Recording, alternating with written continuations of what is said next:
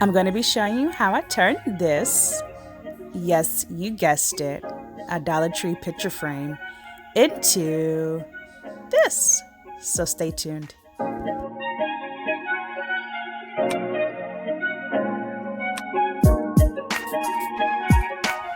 Hey you guys, you've tuned into Latique Designs, and if you've already subscribed here, thank you so much. You've come back for another helping. But if you're new here, welcome, welcome, welcome, welcome, welcome. My name is Latiqua, and this is a channel where we talk, well, we don't talk, excuse me. We create aesthetically unique designs. We also talk about business development and also gain knowledge, talking about fun but crucial facts to your success and your well-being. So if that sounds interesting to you, just be sure to like, comment, and subscribe.